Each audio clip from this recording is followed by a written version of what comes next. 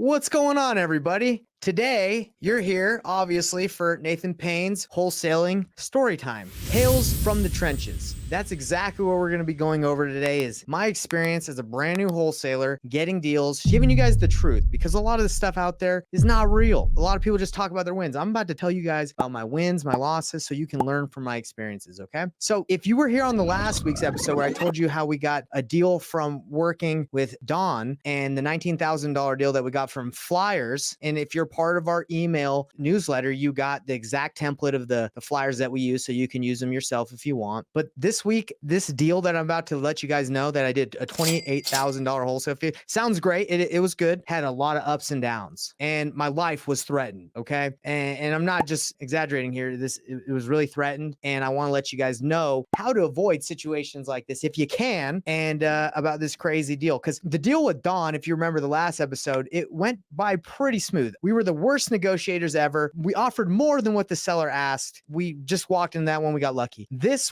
deal that we're going over this week, the $28,000 deal that we got from targeting specific lists, which I'm going to give you the specific list we targeted inside. If you're subscribed to the newsletter, I'm going to give you the exact list we hit. This was not an easy deal, guys. This was like my third or fourth deal when I first started. It was something I've never dealt with, and I'm going to get into everything about it. So let's dive right in. So the year's 2018. Okay. First year I started, documented here. And we targeted a specific list that one of the mentors we had at the time said, hey, try this list. It works. So we did it and we got this lead from it. We ran into a guy named Lee. He had inherited a home. His father had passed away and he inherited a home, and he was desperate. He was in need of cash. He inherited the home. And unfortunately, guys, this was my first experience in my entire life of dealing with someone that was addicted to meth. Okay. Never dealt with anyone with like that in that situation. So I didn't really know how to navigate this situation.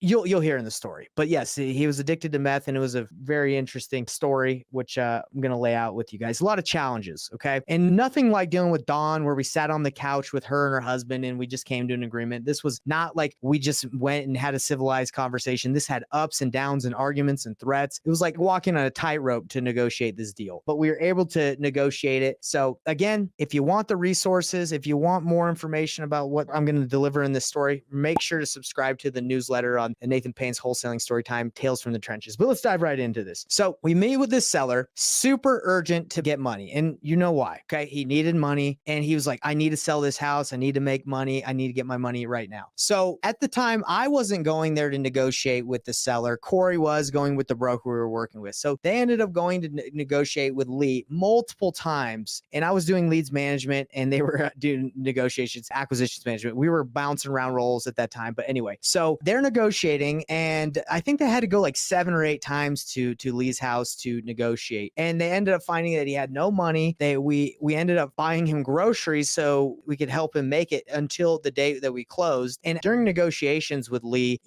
this is interesting. Corey told me this when he got back. He's like, bro, we were at his house, and on his kitchen table, he had like 20 or 30 mailers from other investors in the area that were interested in buying the house, right? They had sent mail to his house. And Corey was like, hey, Lee, are you planning on calling these other investors to get their offers, or what are you doing? He's like, no, I'm going to work with you guys. So Corey was like, okay, you mind if I take these then? And Lee's like, yeah, that's fine. Take those mailers. So Corey took all the competition, all the mailers from the competition, and he just took them. I think we just looked at the mail pieces to see what they were saying, but that probably saved us getting the deal versus like having a bidding war. But hey, he said it was cool and he was going to work with it. He liked working with us. But anyway, we worked with Lee. We got him groceries. We were able to kind of work out a deal, and he owned the house outright. He had inherited the home. There was no mortgage on it. So the deal that we ended up working out with Lee was that we would make him do a creative finance deal where we would make him payments every month. And he liked this because, he didn't want all the money up front where he would just blow it on, unfortunately, drugs. He was like, just give me enough and that'll keep me from blowing it. So we made him payments every month. And we structured a creative finance deal where we gave him a little bit of money up front, made him monthly payments, interest free, right? Just made him monthly payments, and we would pay him off once we were done flipping the home. So they were able to structure the deal. And what happened was, again, guys, this is the very beginning. I did not focus on finding buyers. Unfortunately, I focused on just finding deals. So when it came time to sell these deals, we didn't have a lot of buyers. So we reached out to Roger, who bought our first deal. And he was, at this point, he was like, you guys got to pay your dues. I'm not paying what really the deal was worth. He's like, you guys, I'm not going to pay that much. We had a great deal. The house was worth about $500,000, $450,000. We got it at 215. Again, it was not in good shape. It needed like complete rehab. But Roger, our buyer, was like, nah, I'm not paying you guys as much as the house is worth. And we had a hard time finding someone, again, in the time that we needed to. So we ended up wholesaling it to the broker, and we wholesaled it to him for $28,000. Now, great deal, right? Everyone, that was the biggest deal we've done at that point. We were stoked. But knowing what I know now, if I would have had buyers or if I would have known how to flip, I would have definitely kept this deal, because guys, we ended up wholesaling it to the broker, and the broker ended up flipping it and selling it for $500,000. So he made probably about 150,000. We made about 28, which is fine. I'm not like saying, hey, I regret that he made good money. Good for him. But knowing what I know now, you need good buyers or you're going to lose out big on some deals. Okay. So we ended up wholesaling the deal, but that's not where the story gets crazy, guys. This is where the story gets crazy. We wanted to ensure that he'd make it to the title company to sign when we were buying the house. So we picked him up, and he shows up. He's an older guy, but he's got like a ball cap, a gold chain. He's looking G'd up from the feet up, and he comes with his girlfriend. We pick him to the title company. As we're driving to the title company, he is letting us know the craziest stories, experiences I've ever heard. You think my stories are interesting? He was letting us know when he was homeless and things that he did with the homeless people for fun. He told us, like, as he was a bouncer, how he would take people out. They were crazy and a little inappropriate as well, but I'm not going to get into that. So we get to the title company, and he signs. We sit at the closing table with him, and he signs, and everything's fine. And they let him know, hey, the money will be released within 48 hours. Now, he probably didn't hear the 48 hours part, because the next day, when he did not receive the funds that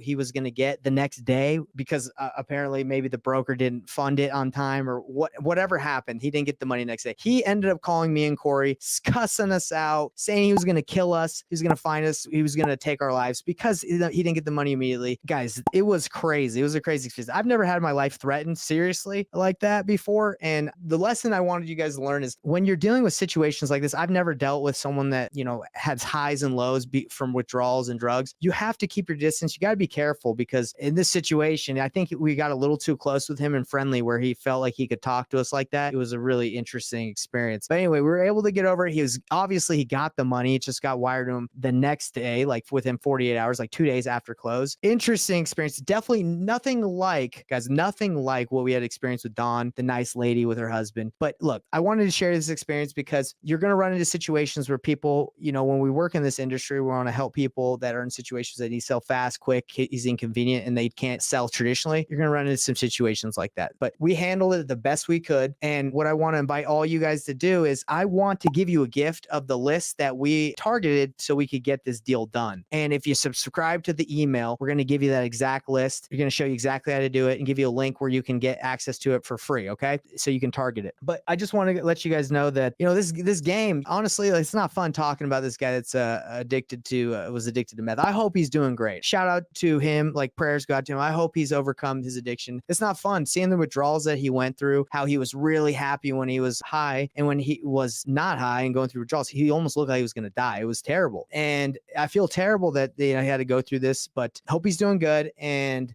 I wish there was more we could do for him. Obviously, that money that he gets from the inherited house, like, that's probably not going to solve his issue. He's probably, hopefully he's gone to rehab. Anyway, I don't want to talk too much about that, but look, as you go through this journey, you're going to run into some people. So just do your best to serve them and help them. And, the solution that we came up with him, it did help him, because again, he didn't get all the money up front. He wanted that, and we were able to negotiate and work through that deal. Just be careful how close you get when people are running through those highs and lows, because you don't want to get your life threatened. All right. So I hope you enjoyed this today's episode of Wholesaling Storytime with Nathan Payne, Tales from the Trenches. I want to invite you again to subscribe to the newsletter. We're giving away the painless offer calculator that cost me thousands to make and hours to build. I'm going to give that to you for free, along with weekly resources for free, guys. I want to hook you up. Go get it right now. And we will see you next week, where I talk the hoarder that I moved. Personally, I moved her stuff, got in a U-Haul, drove 2 hours away. It's a crazy story. You're going to find out about that next. We'll see you on next week's episode. Later, everybody.